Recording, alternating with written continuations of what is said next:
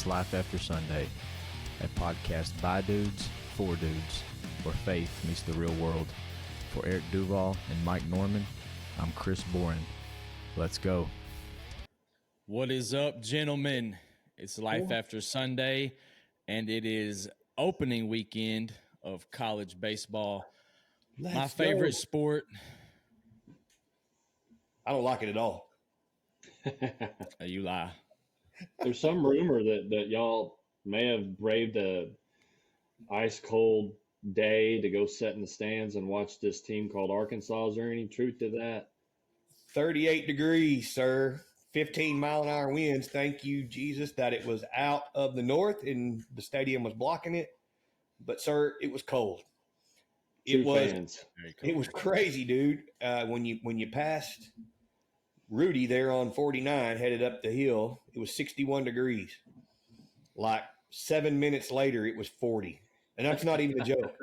You could see it coming. Literally, you could see we were in somewhat of a little bit of sunny weather. Me and Chris were commenting on it, but you could see up ahead of us fog and clouds. And you could see when we crossed into it, it instantly started dropping. So, yeah, it's pretty cool. Sometimes when you hit those fronts, when you're driving like that, the inside of your window will fog up sometimes instantly because the temperature drops so quick. You'll get the inside of the window fogging. But what was the game like, man? Was it a good atmosphere? Well, brother, man, awesome crowd. Chris, you can speak some of this too. Amazing crowd, amazing atmosphere for that weather, dude. I bet there was probably, I'm guessing here because I didn't look and see the official numbers, but I'm guessing there's probably 4,000 or 5,000 in the ballpark. 38 degrees and cloudy. The hog pen was about half full, dude. The flags were flying out there. Yeah, the flags were flying. It was beautiful. I'll let Chris say what he thought. But and even at the time, they moved the start time to 2 p.m. So middle of the day, Friday. Great crowd. The Hogs definitely looked the part, man. We got some dudes on this squad. I was looking at the roster earlier, and there's only one guy that's under 190 pounds. Jack Wagner's 210, Diggs 210, McLaughlin 210, Hudson White 200, Aloy 200, Stovall 200, Spraglot 195, Jason Jones 215, just a bunch. Hagen Smith 6'3", 225. This team is physical. They're big. They can move. They can play baseball, and I'm looking forward to the road to Omaha. Yes, what about the first inning, though, yesterday? What happened with our starting pitching, man?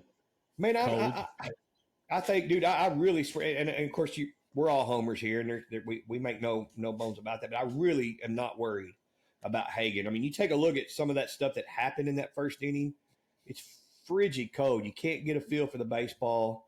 And, dude, it was so close to being a nothing burger, the inning, if you think about it. I'll give the credit to the leadoff kid. Had a great at bat. That dude fouled off lots of pitches.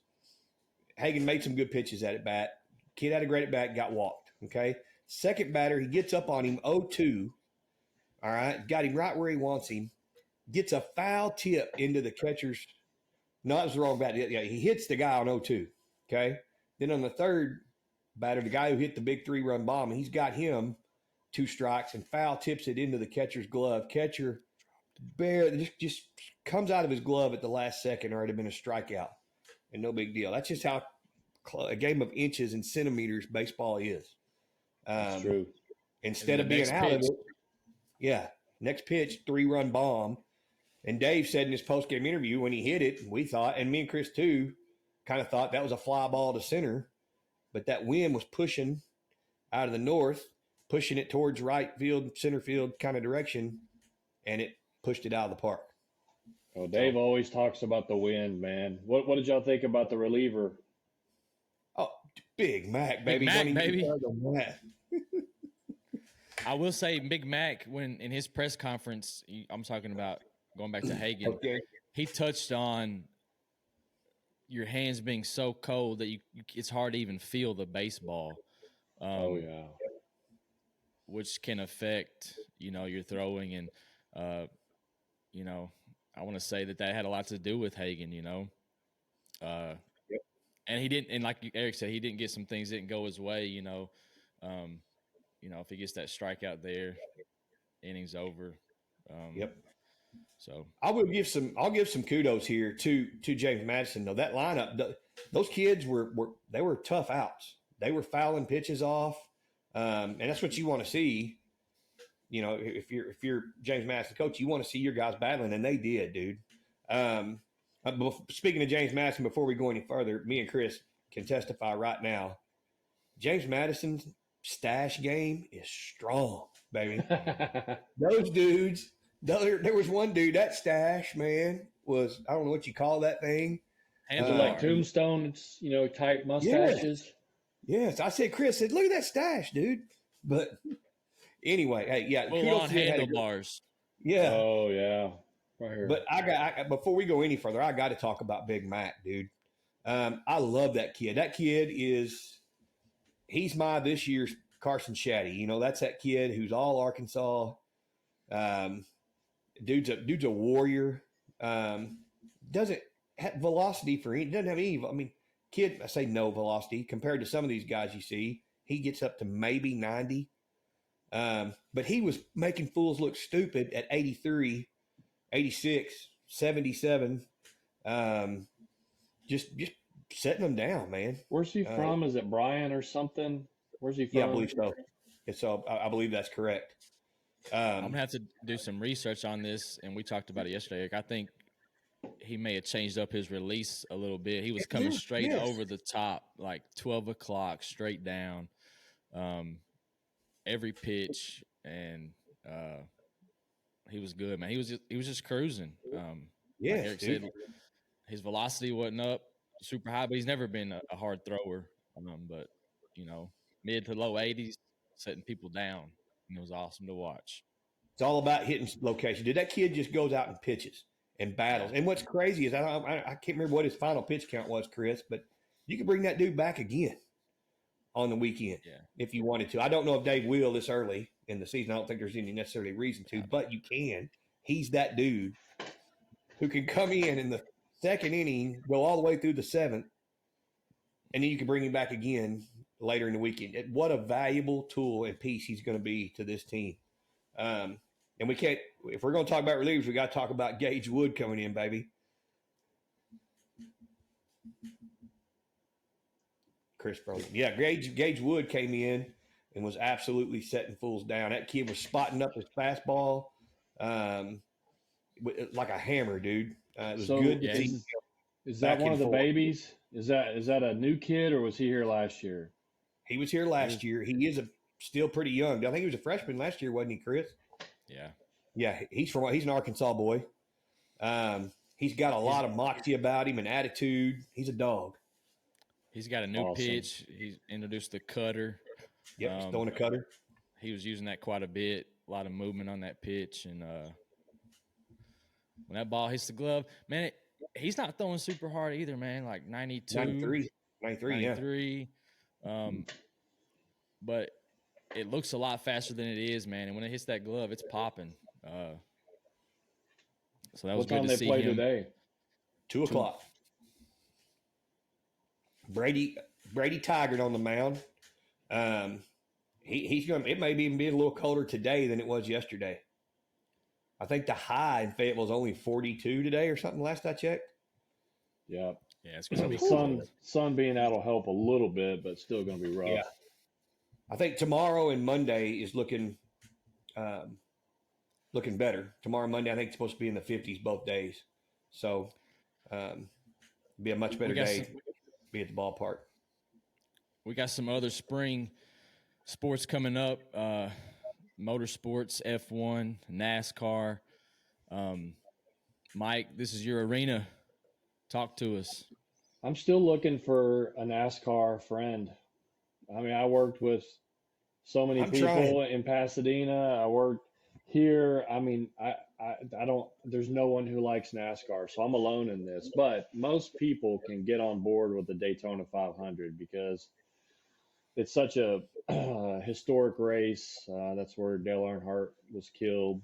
That's where That's the NASCAR's Super Bowl starts at the very first race. So like the NFL, it's the last game, Super Bowl. Well, in NASCAR, it's kind of backwards. You kind of start off the season with the biggest race of the year, and they always have spectacular crashes. There's a lot of strategy involved. They had the NASCAR duels a couple days ago. I watched them recorded, but the NASCAR duels basically they have two dual races, which would be the F1 equivalent of like a sprint race. It's the only time of the year they do that, and what they'll do is if you win your sprint race, then you start on the second row. So one sprint or one duel sets the left side of the field, one duel sets the right side, and that's how they come up with the starting lineup. But they had Ryan Blaney had a wreck that looked way worse than Dale Earnhardt's that took his life. And with all the safety, the safer barriers they have up with the Hans devices, so they put on this plastic thing on their shoulders and it connects to their helmet. Because a lot of NASCAR drivers were dying when they'd hit the wall, would cause a spinal cord separation in their neck. So that Hans device keeps that head from going forward. And he got out of the car and he's perfectly fine. And you think if Dale had that, he'd still be here today. And no one's been killed in NASCAR since Dale passed because that's when they mandated the Hans device. But back to Daytona, the thing that stinks is it destroys Daytona when the weather's bad, and it is going to rain all day Sunday. It's going to rain all day Monday. And and so the ratings will be trash. The stands, instead of being packed, it'll be sparsely packed because people got to go to work. Yeah, so it just ruins the event. The weather does. Weather gets you. Yeah. I tell you, Mike, I before we talk about F1, who I know we all three love, I am coming around to NASCAR, and it's kind of the same thing that happened with F1 to me. I've never been a big race fan ever until I got into F1, but I could watch an occasional race. When I was on the fire department, there'd be dudes watching NASCAR. I'd sit down and watch a little bit of the race, but I'd fall asleep, that kind of thing. But I'm going to tell you what has happened here, and it's recent. The same thing that happened with F1, the Netflix series. Yeah. Really helped me. I'm not saying I'm going to like it like I like F1, but I definitely have gotten to know a few of the drivers now and kind of what goes into making these race cars go, what makes these guys go, what makes them the competitors that they are. I like that, and that's helped me. And I'm officially on board with Christopher Bell. Norman, Oklahoma. I'm a fan, baby. I like that kid, dude. Young dirt track racer. Yep. I love his story. I love how he competes. I think I found my dude. Well, you picked a good one who's going to win. He's going to be a superstar in the sport. He's young and he's been to the Final Four 2 years in a row. He's going to be big time. And I will say, I do something about NASCAR that I do like, and I don't know if it's that way all the time, but I know it is at like the super speedways. It's how these dudes are just, how they push each other. They bump each other on purpose. In the draft. I like that, dude. I think that's amazing to be going 100, and it's like at Daytona, 180 or faster, and you're that close to each other. Do one little fraction of a slip up, and the entire field's fixing to go for a ride. Oh yeah, I do like that. I do like that. Well, think about when you pass a big truck. You know how like when you come up on its trailer, it kind of sucks you in a little bit because you're inside the bubble of the wind. And then you know how you feel it when you come up in front of the truck? You can feel the wind pushing on your car, pushing you to the side. And that's exactly what they'll do on those super speedways is they'll get beside each other and they're using that wind coming off the nose to try to slow this car down here to pull him back. So it's a lot of neat aerodynamic games. But the wrecks there, man, they're spectacular. Everybody loves that. Oh yeah. What about Chris, have you ever given it a go? I tried, man. It's awesome. The cars are awesome. They go fast. But I can't watch a race for 4 hours, 3 hours. Yep. I hear that from a lot of people, actually. They're talking about shortening them. It's cool, man. And people say the same thing about baseball. They say I hate watching baseball. It's too slow. It's too this and that. But and Mike, I know you have your reasons, but you always been a car dude. I like the game within the game in baseball, the chess pieces, the chess match. That's why I watch it. And I know you love the cars and you love the horsepower and but one motorsport I do like is F1. Yeah, baby. And Mike got us into that the same way. Drive to Survive show on Netflix. You get to know the drivers, and I believe they start testing this week, the 21st to the 23rd, Yep. and then Bahrain is February 29th through March 2nd. Over in the Middle East. Yeah, F1's awesome because the pageantry, the technology. In all reality, it's not a very competitive sport. Whoever gets out in front wins most of the time. Max Verstappen, my favorite, but I mean he wins constantly, and then you got a 7 year in a row champion, Lewis Hamilton. So you're not watching for real competitive racing. You're just the cars are so amazing. Their sound, their capability, the personalities, the radio chatter, the looking at the lap times and all that, kind of draws you in and going all over the world. And you ought to see the logistics of getting those cars around the world, like putting them in shipping containers, or sometimes they go, if the race is far enough out, they can put one in a shipping container, or they're flying them. I think there's a documentary on how they move. Because, when you look down at the paddock and you see all those buildings, most of those are just temporary buildings that they literally bring to the track, and they'll put up like a 2-story or 3-story building, and it's just a fold out building. It's just amazing what they can do with that. Yep. I will say, and it's a genius move by F1, and NASCAR has done the same thing. I think they've seen what happened to F1 after that show came out. And if you're listening to this, folks, and dudes, I'm telling you, you got to watch Drive to Survive on Netflix. It is an awesome show. Even if you don't get into the racing part, you will enjoy, like Mike said, the logistics of all of it.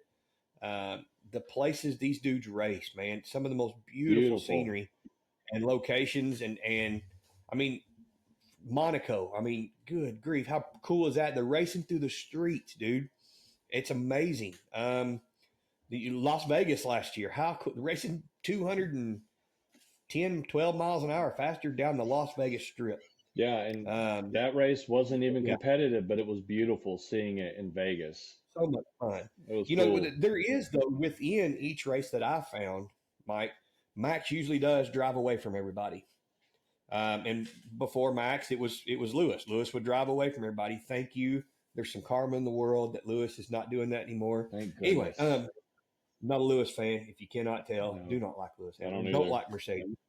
Anyway, but Max drives away with everybody. But something me and Chris have talked about is in the middle of the field. Yeah, that's where the action is. It's very competitive.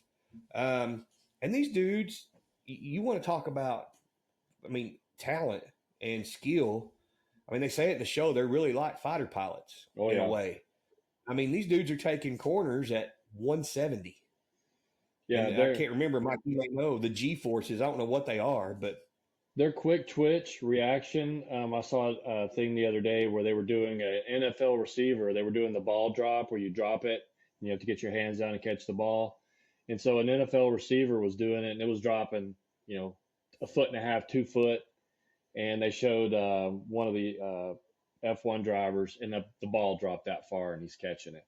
So he's out quicking an NFL receiver. You ever seen those when they're doing their training? They'll have that board with all the dots on it, and they have to constantly touch the dots. Just working on the reactions. That's awesome stuff, man. Yeah, it's just amazing.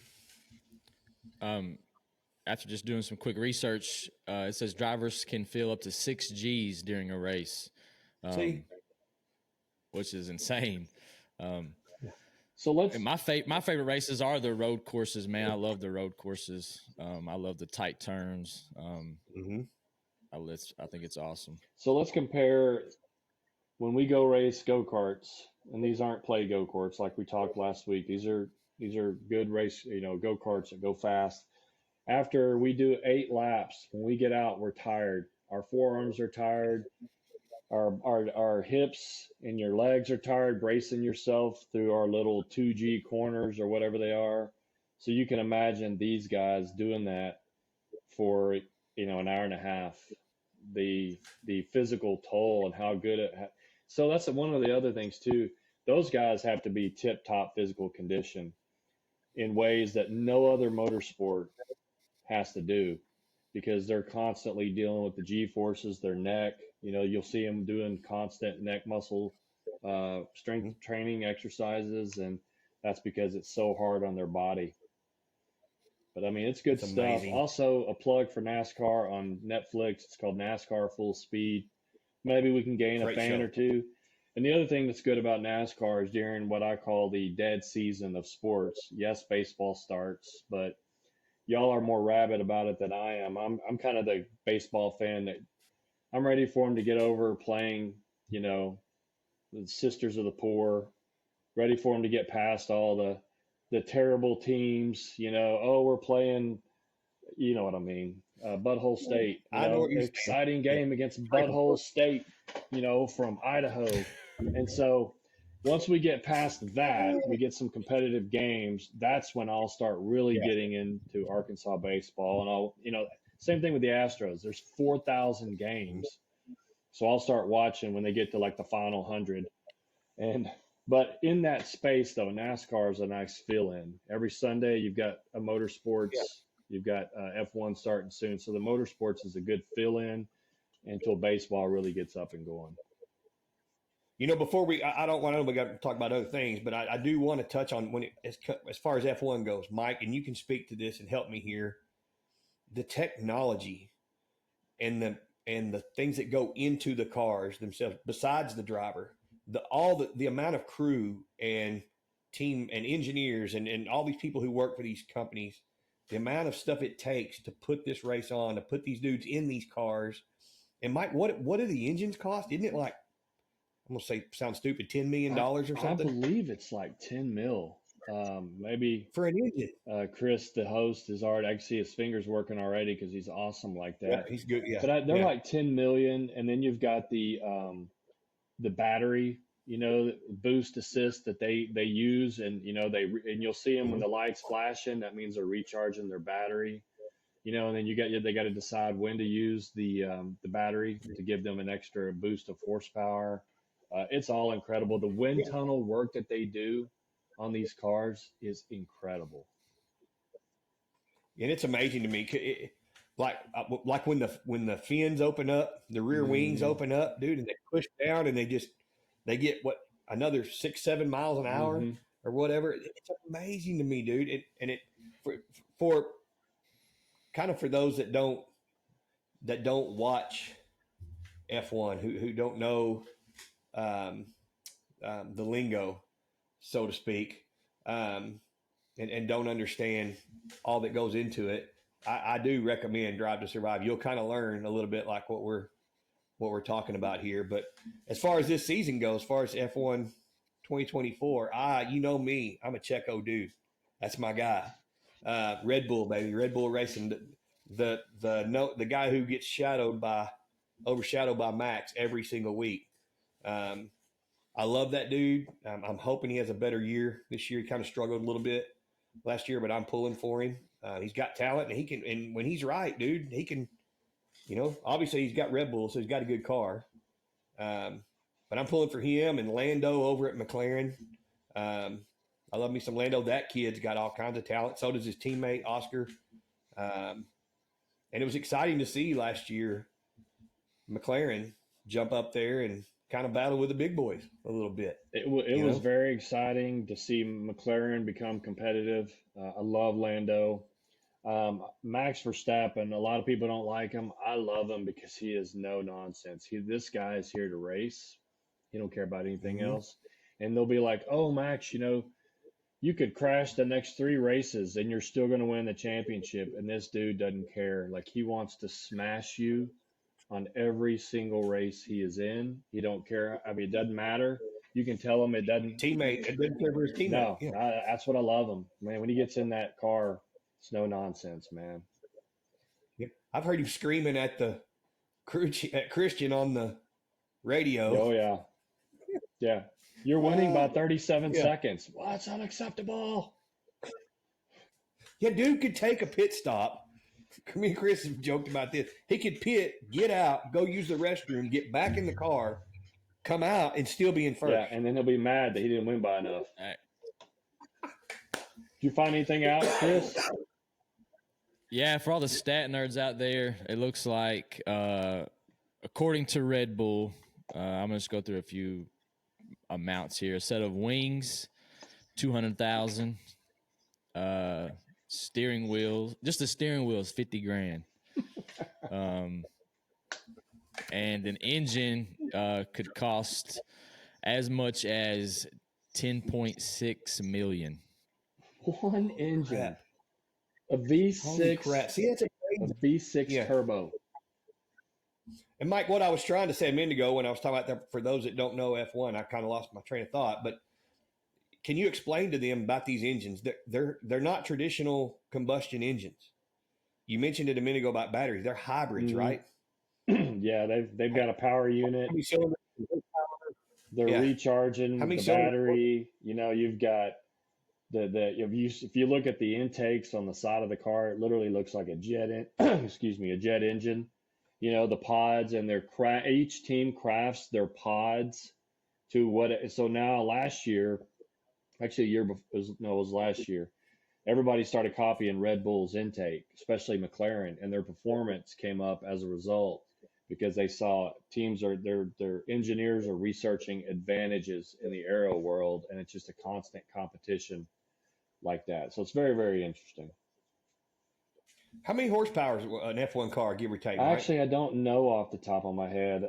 I find it funny that a NASCAR is 510 horsepower, and you know, I had a Challenger with 485. It's just the manufacturers they're getting away because everybody's so eco-friendly. They're wanting to pull the horsepower back, and actually NASCAR's testing an E car. They may start an electronic series because the manufacturers are like, we need to be able to push the E cars. And if I ever go to a race and it's silent like that, you know, it was just a bunch of. No. But you know, F1's doing the same thing. They have an E series beneath that you can win to move up to F1. If you ever turn it on and listen to them, it's bizarre. It's a weird sound, man. I wouldn't like that at all, dude. Because the way those F1 cars sound, that's part of the fun. 80% of it. You know. Yeah. Now, aren't they like 6-cylinder cars or 4? No, they're 6. 6 cylinders. Used to be 12. 6-cylinder engine. And they're going 200 and sometimes 15 miles an hour. That blows my mind. Yeah, it's impressive. Yeah. What you got, Chris? I think Chris froze. I was muted. Sorry. There he is. They output about 1,000 horsepower between 980 and 1,000. That's between the petrol and electronic elements. Holy crap. Can you imagine getting behind the wheel? No, I can't. No, my old man reflexes would die. By the time my brain told my hands to turn the wheel, I'd already be in the fence. I'm super excited about the weather getting warmer. Baseball, motorsports are upon us. Our next topic going to be a little bit heavier than spring sports, but we're going to discuss kind of the blueprint for men. You know, it's our job to protect our family. And when I say protect, I'm not just talking about physically protecting them. That's our job as well. But it's our job as well to protect them in a spiritual sense. We're the spiritual leaders of our home, as well as protect them from this evil world that we live in, the culture that is upon us. You guys, I know you guys are dads. I'm a dad. And we've got kids growing up. We got kids that are grown, all areas, and it's a challenge as a father to protect them from the world, and it's our job to teach them in the home what's right and wrong, because they're going to see it out in the world at school and places they go. But if we're not doing our job at home, they can fall down a bad path very quickly. You and I discussed that, Chris, back in the day, because I was talking about using various apps to protect Jacob, with these iPhones, and Gracie, um, and that was a huge help. We did not give Jacob Snapchat till senior year, and that was really hard because he was hammering us just all the time on, I'm the only kid without it, and you kind of start to question yourself because you'll ask your friends at work and they're all like, oh yeah, my 10-year-old's got Snapchats, no big deal. And you look around and you're one of the only ones not doing it. But we stuck to our guns, and I'm sure his brain still got polluted by the time he was a senior, but it beats it getting polluted at 18 versus 12. And I'm sure y'all can speak to the struggles and the apps and all that as well. Brooklyn just got a phone. My daughter, 12 years old, at her 12th birthday, and she was one of the last of her friends in her grade to get a phone.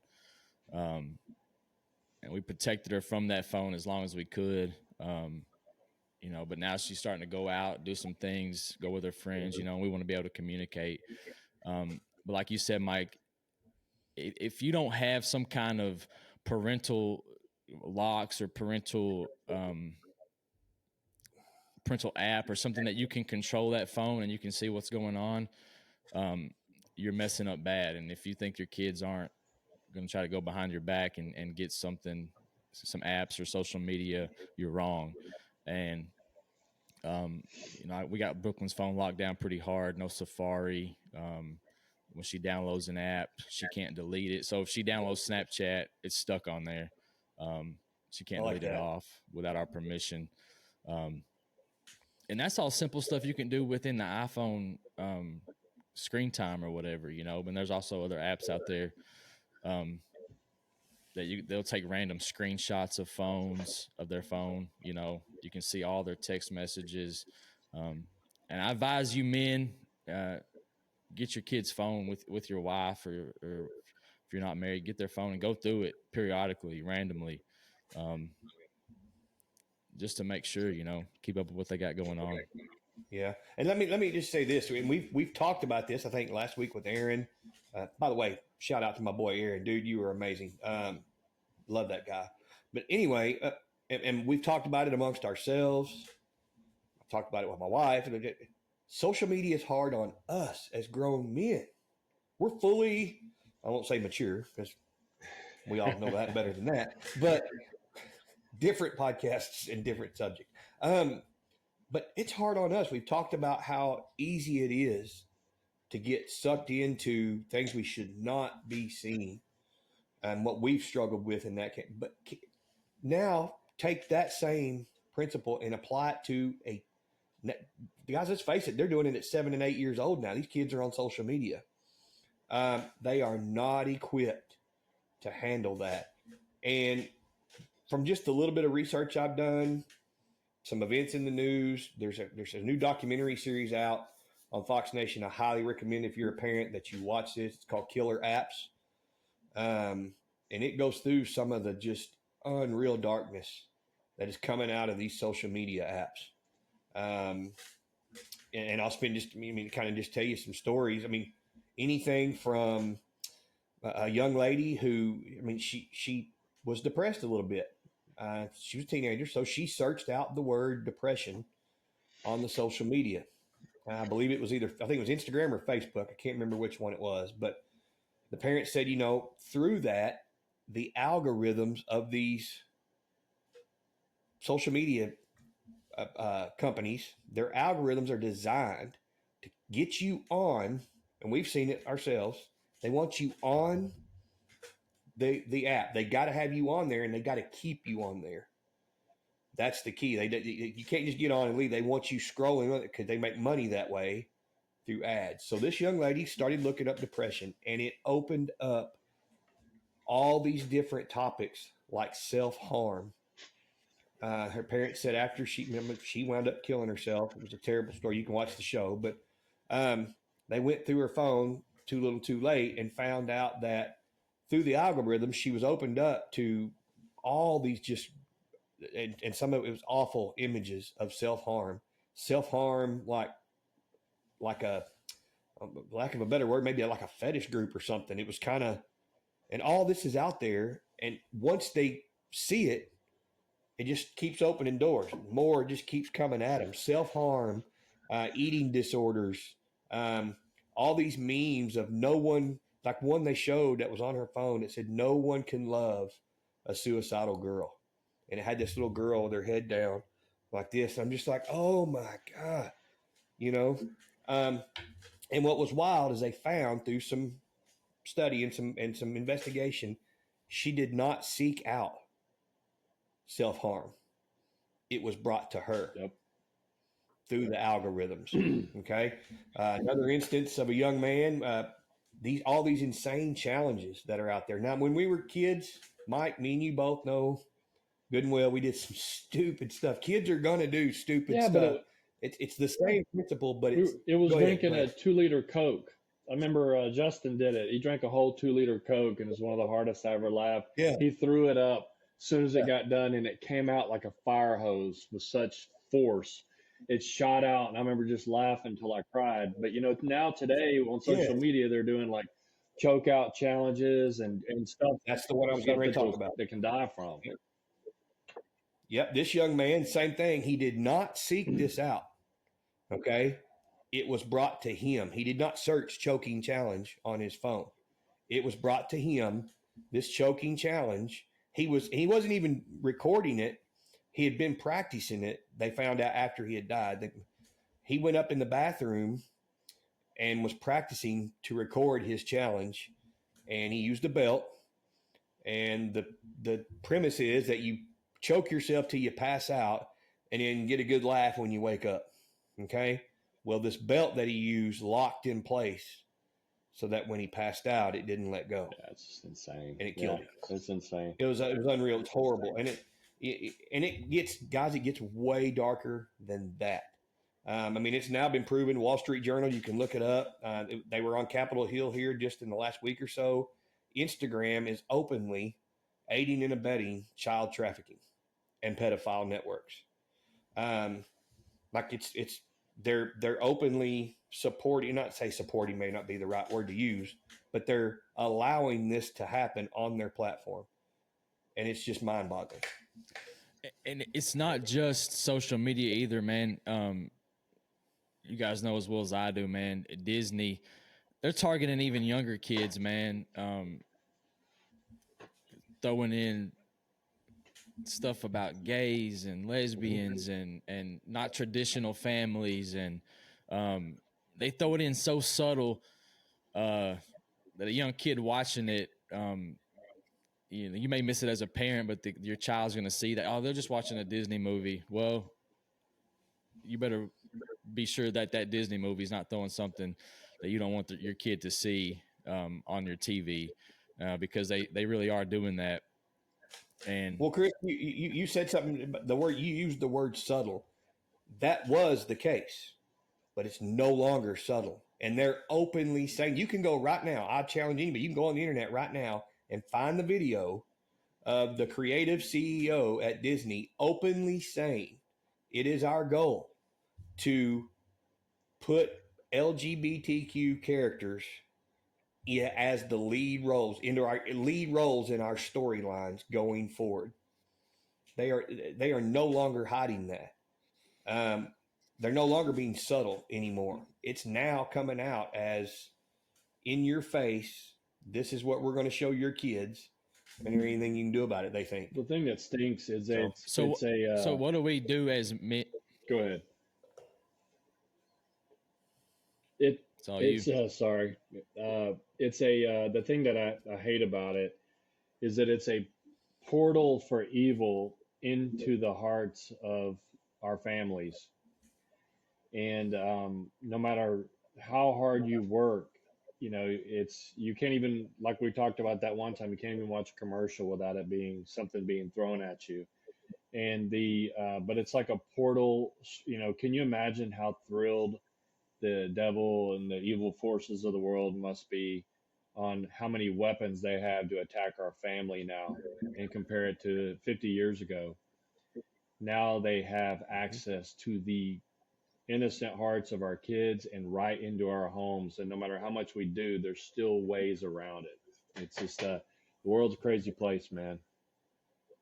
Yep. And this is going to lead me into kind of what I think is happening there. But you talked about Disney, Chris, and something, Disney as a kid, I know in my generation, and Mike, you probably speak to, Disney was a big deal.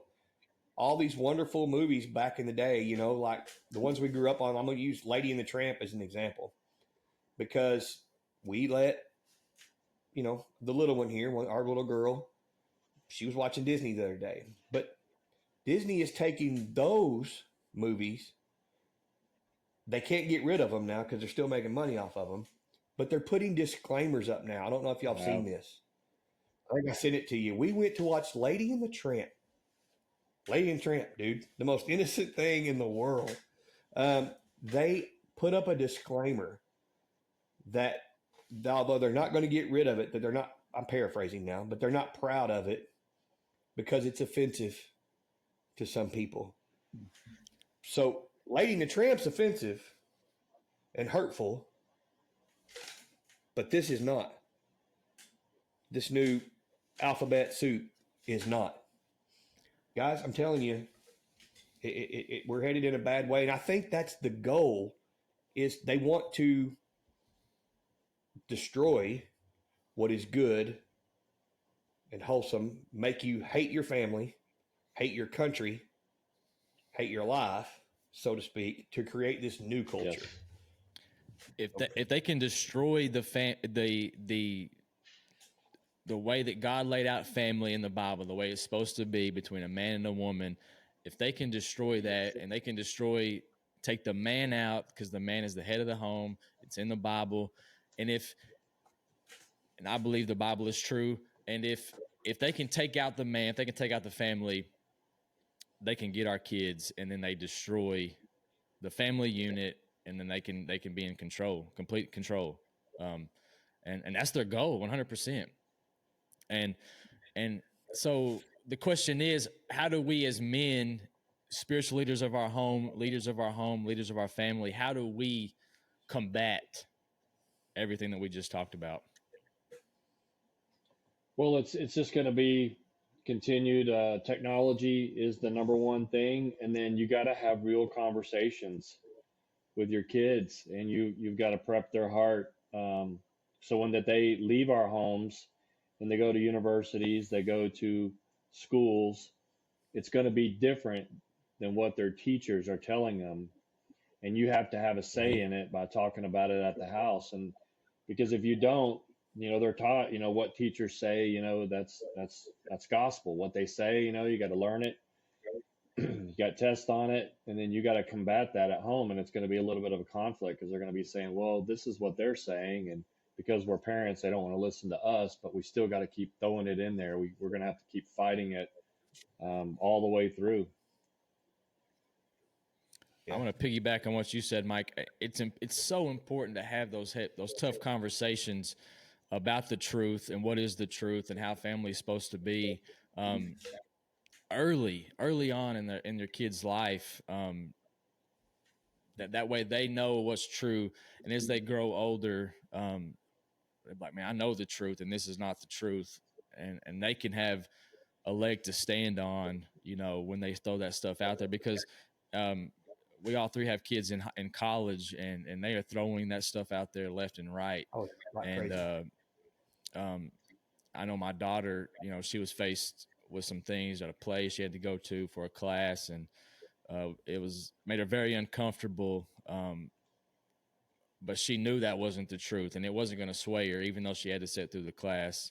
And I think that starting them at an early age on the truth, what's right and wrong, how the family unit is supposed to be.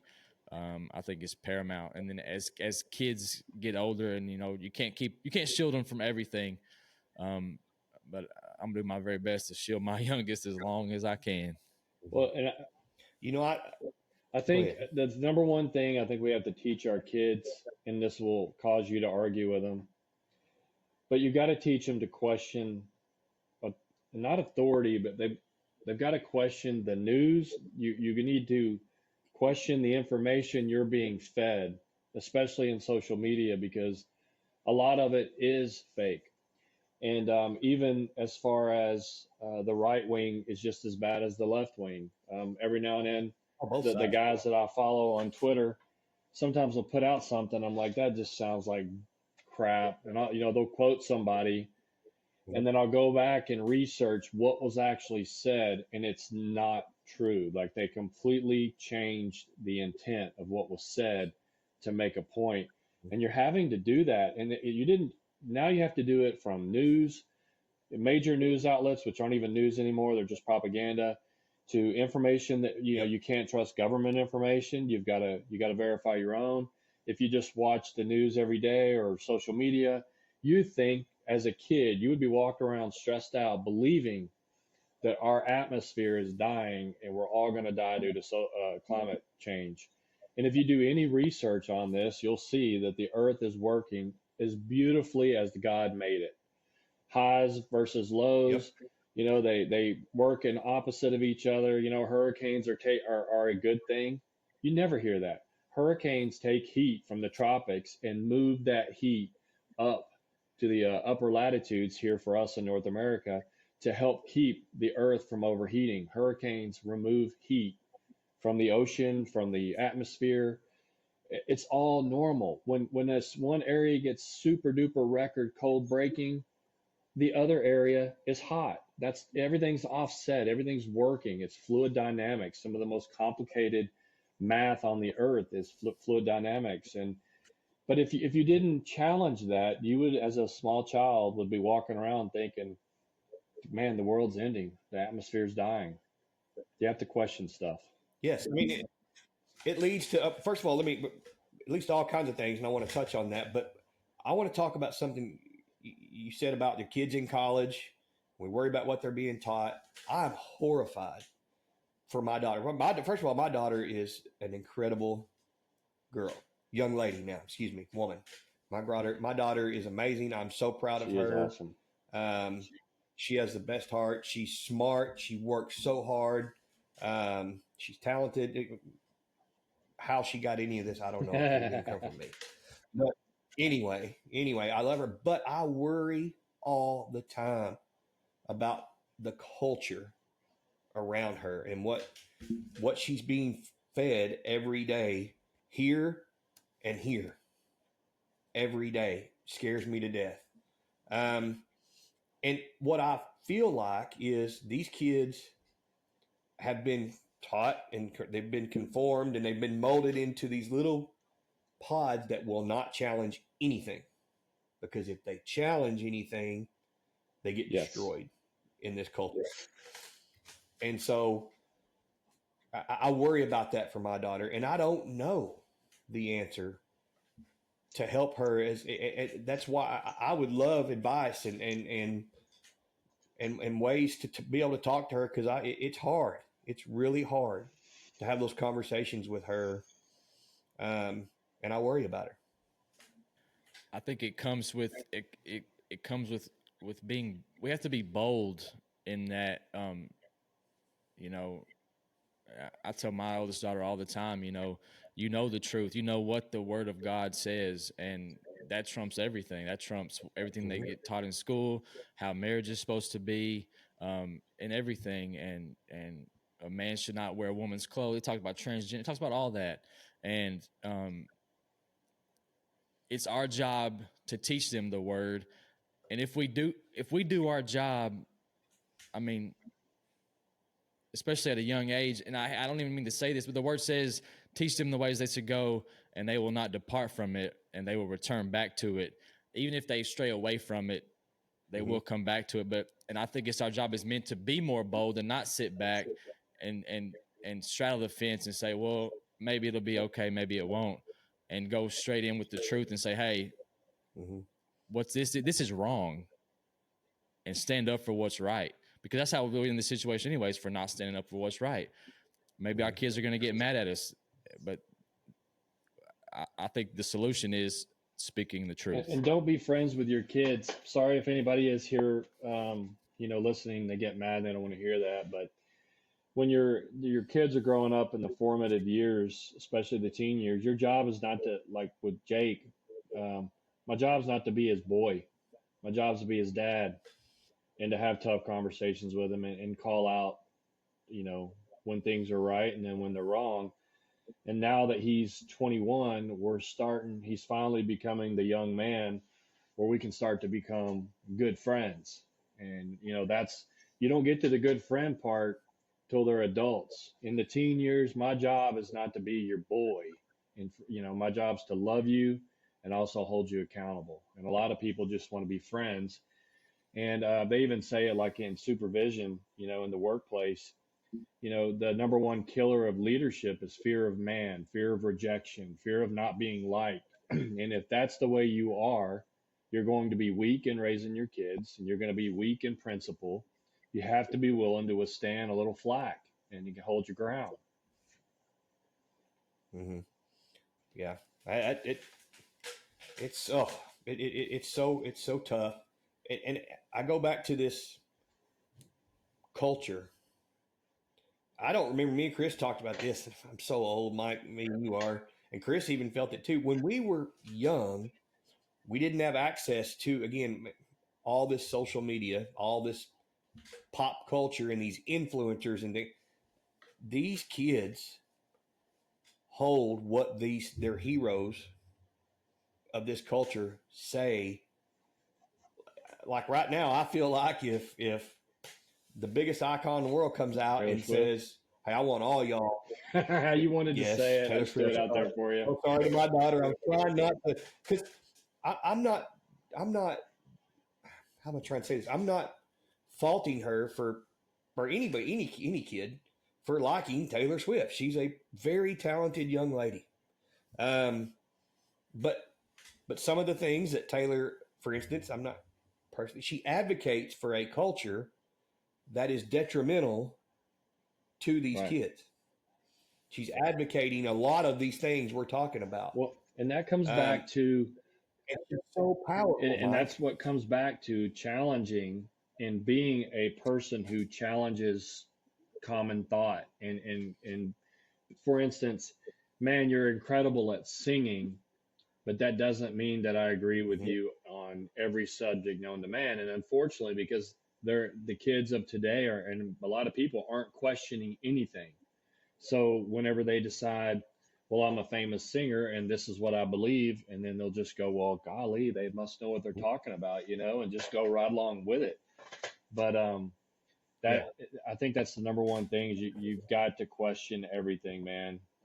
If Taylor Swift says something, kids of today, you got to be like, well, let's separate talent and what they do on the stage versus how to live my life are vastly different.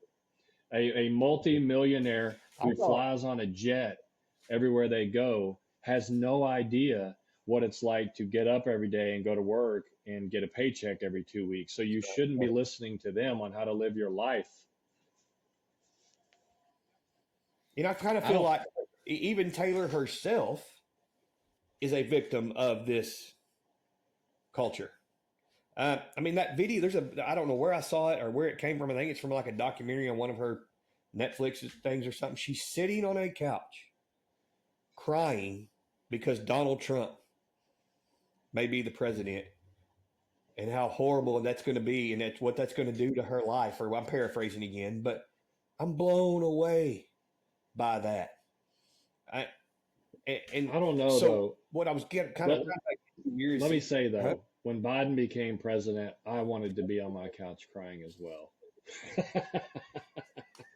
Sorry to interrupt you. Go ahead, man. Okay, fair enough. But she has so much influence over every aspect of their lives.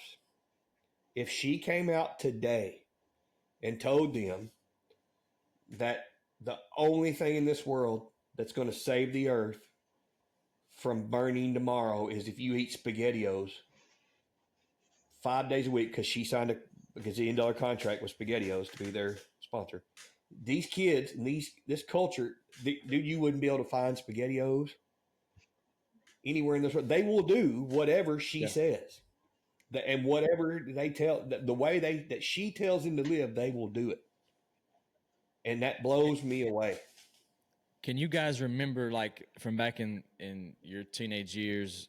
I can't, from when I was a teenager, but someone in pop culture that has this amount of influence on young people that Taylor Swift has today. Has there ever been that ever? Well, I don't not that I know of. You guys may do know, but I don't.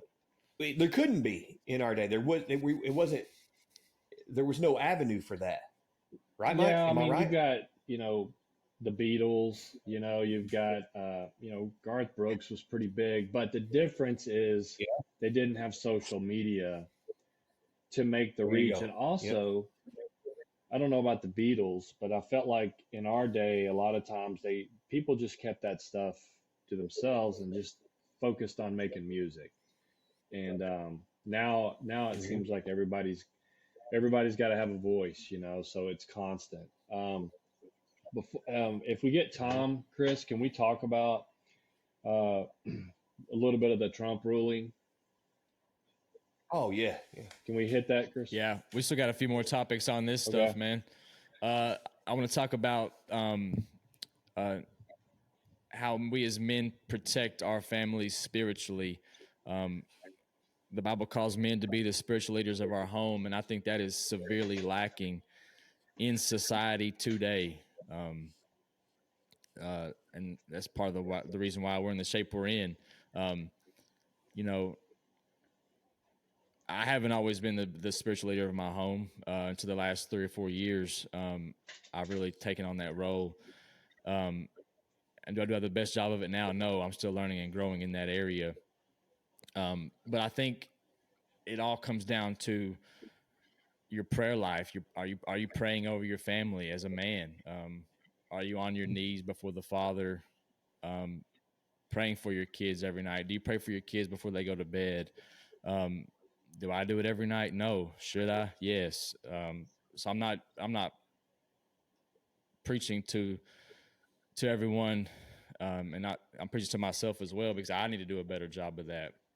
And I think that on our knees is how we battle for our family spiritually. No question about that, man. It's something Absolutely. that I think all of us fail at, or not fail, but we should always work on and improve. Because even if you go back, and I don't know if it's in the Communist Manifesto, it's in one of the communist writings, that the only way to really destroy this country is by destroying the family.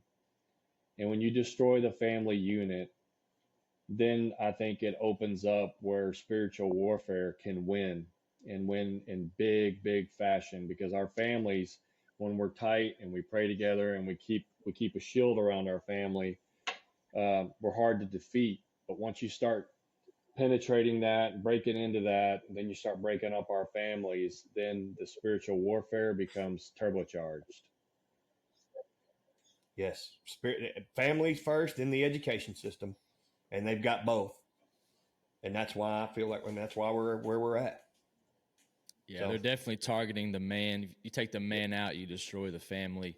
That's why we're doing this podcast, man, to raise up men, man, to be better fathers, husbands, spiritual leaders, better employees, just better all around dudes. Last on this topic, Mike, you could touch real quick, protecting your family physically. You are the former law enforcement dude, so chime in on He's this, a man. bad dude. Whatever. Mike's a He's a bad bad dude. man. He's a lethal No, weapon, sir. baby. I think at least, I think most men. I read a book once that said all men are born with a little warrior spirit inside, And all of us at some point, we either end up, you have to fulfill that at some point in your life, either by military, police work, or hunting, or shooting, or athletics, or something. So I think all of us have the protection mode kind of pre-wired into us. The average civilian man, at least in what I imagine men to be, I think already kind of do it. Watching out for your family, watching, especially, like Gracie being special needs, I'm always watching parking lots. I'm probably an extreme example, walking through a parking lot. I'm thinking of the idiot that's driving through drunk, going to run her over, so I'm always watching. I'm always, because of what I did, I think my alert levels are probably too high. But for, I think, the average guy, just being armed and just being aware. And people always want to ask police officers, like, what do you think you should do? And like, what can I do to prepare? And the answer is actually right in front of your face, and it's very easy. If you'll just get out of your phone when you're in a parking lot, if you'll just pay attention to your surroundings, not in a hyper manner where you're paranoid, just look around and use your senses to take in what is happening, you will always, almost always get a clue flag. And if you respond to those clue flags, you're going to have a jump on everyone else. We always hear in the mass shootings, people, it takes them about 5 seconds to process, was that a firecracker? And their brains are going through, going, that can't be real. That what is that? And then you're losing those little pieces of time that give you a chance to survive. So I think as men, if I just had to boil it down, the very simple way to protect your family is, always be armed and practice with your gun. And there's nothing special about protecting your family. Just simply be alert. You'll watch videos where women are getting their purses ripped off of them in parking lots. And so when we'd watch the video, it's just like the wild. You see the prey, the woman with her purse on, walking through the parking lot. And little do they know, if they would just look up, they would have seen that there's a car with blacked out windows circling the parking lot real slow. It's like the wolf, real slow. And then you'll see where they start to go toward a woman. She notices them, or she changes direction. They go to a different person. And then finally they find the woman who's not paying attention. And then they rip a guy leans out the back door of the car, rips her purse off. This was so common in Houston. And then she reacts, holds on to the purse, drags her.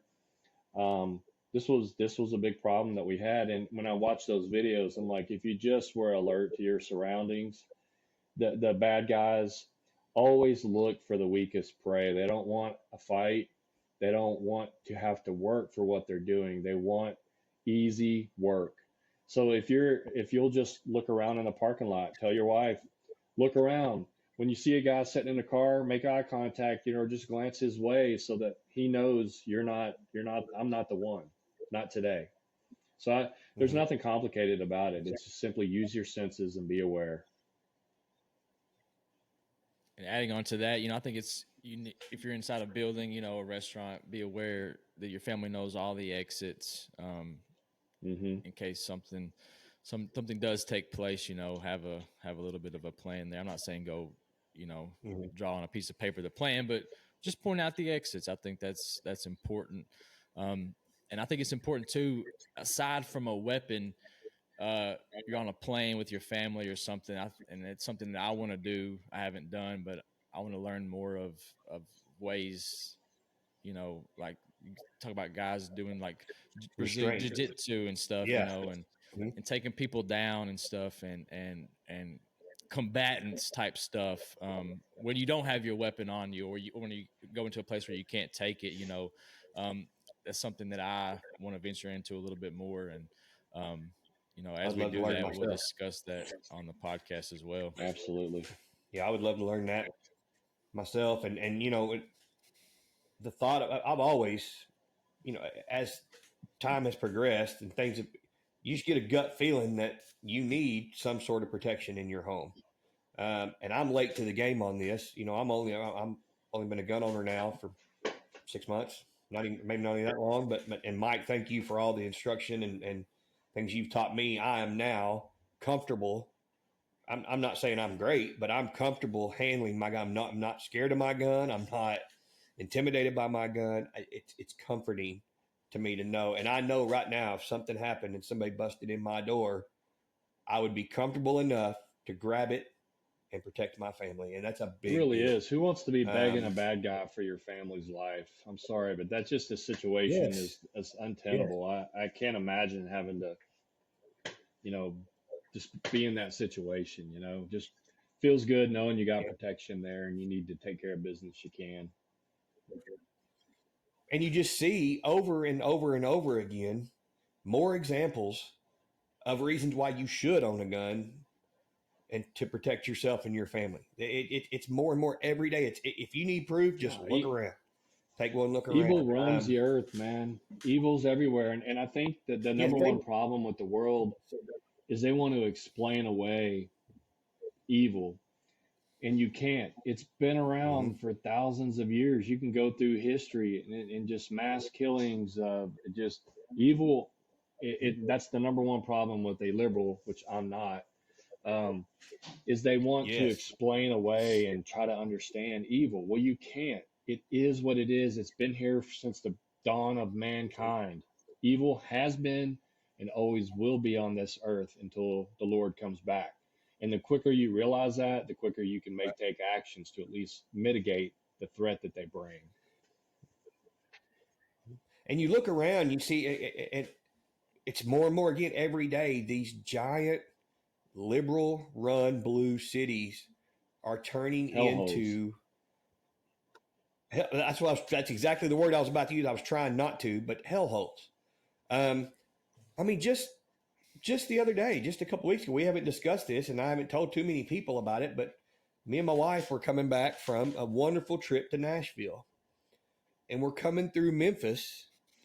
And now what we weren't in ever any danger or anything like that, but we were close enough to it that it really affected me. And I wondered to because I did not have my weapon with me, like an idiot. I didn't have my weapon You with me. went I to should have, Memphis but without a we got weapon, stopped. sir. You're going to remedial training right Yeah, now.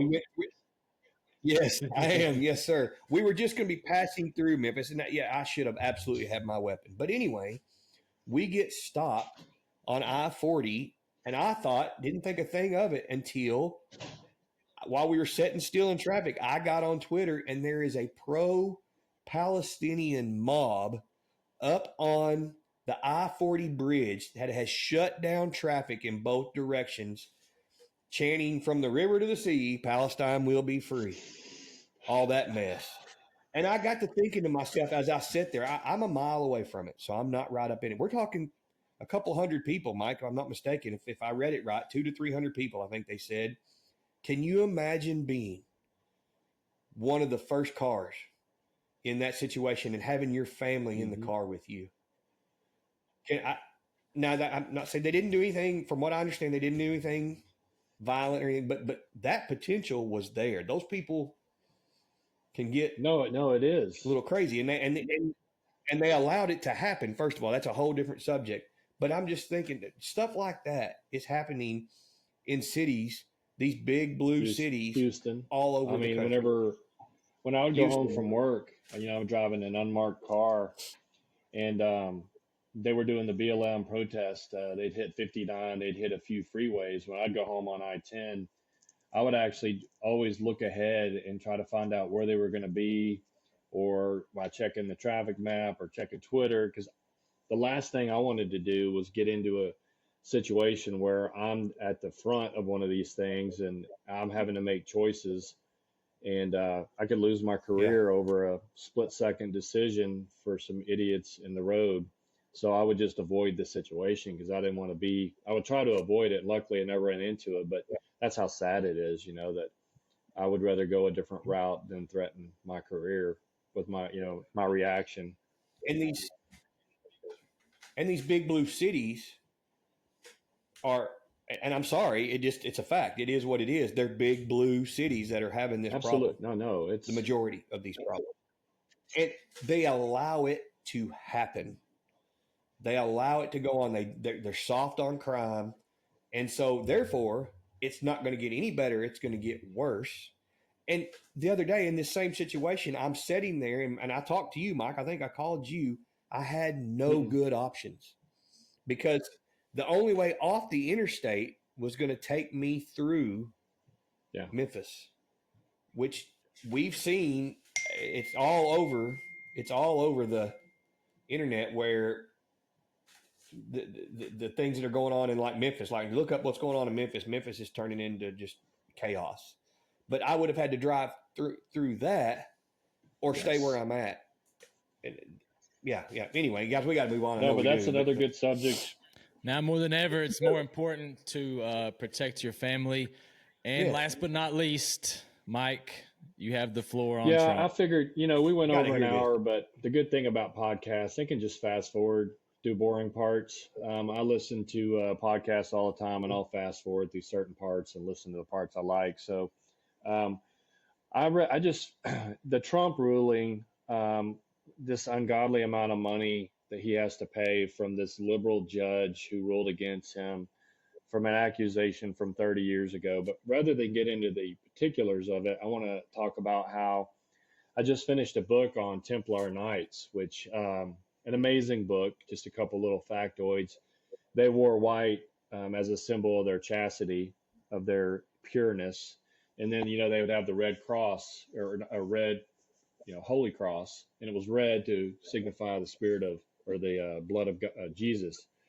And so anyway, that book was just filled with amazingness. But how you always wonder, like, how did this amazing fighting group that protected pilgrims making their trip down to the Holy Land, how did they end up going away? Well, the story, to make a really long book short, the French king at the time decided that the Templar Knights were a threat. So they basically started getting a couple of former Templar Knights in, and they would beat and torture them and get them to publicly proclaim religious blasphemy, that the Templars were engaged in homosexual acts. Then the Catholic Church got involved. And to make a long story short, a French ruler decided they were a threat, created false accusations against them to the point where they had enough to start arresting the Templar Knights. Then once they arrested them, they put them in solitary confinement, tortured them, and after they got tortured, they would come out and admit everything that they're accused of is true because, you're tired of being beaten. And so they ended up destroying the Templar Knights. And this is in like the 13th century. And I look today and I'm sitting here looking, well, how would that happen today? We can't torture people. We can't, they don't assassinate people. You do it legally. And that's what you're seeing happen to the former president. The former president is being hit with every single accusation to make him out to be this horrible man. They're in liberal courts where you don't even get a fair trial. And so it just struck me while I'm listening to this book on what happened to the Templar Knights. I'm not saying Trump's a Templar Knight, but I'm saying how he was destroyed in the 13th, they were destroyed in the 13th century is happening today within the legal system of this country. That somebody who never had a single charge against them for 2 years, and then suddenly looks like the worst felon on the face of the earth with all these accusations. Yep. And people from 30 years ago are suddenly having recollections of things happening. And it's just absolutely disgusting watching what is happening in modern day America to our former president. Yeah, I agree, Mike. I've watched a little bit of this in both these two cases so far. The one where the lady from 30 years ago with the supposed sexual assault, where she doesn't even remember when it happened, and she's on TV bragging about how she's going to spend his millions. And then this one from yesterday or day before, when the real estate case. I don't know anything about this real estate law, but I do know from enough of just the basic stuff that no one there was no crime, there was no victim. Every loan was paid for. There's no. I don't understand why in the world this could even be a case. And from what I understand, most people are like, this is a very thin, adventurous legal theory that they're trying here. But you see it right there on TV. The judge is just openly laughing and having a ball and mocking the lady who is who brought these charges, and they openly campaigned on, I'm going to get elected so that I can get Trump. It's absolutely obvious to anybody with a brain, and it's what a comparison you just made, Mike. You know what's frustrating, drives me insane too, is now it's coming out that the federal government was spying on Trump, and I think back to, as a local police officer, the amount of hoops that we had to go through to get a search warrant or to get a tracking order, and how we went out of our ways to make sure we were doing the right thing and that we were following the rules and respecting people's rights. I mean, you really, and then you had to go in front of a judge, and they actually scrutinize what you're doing.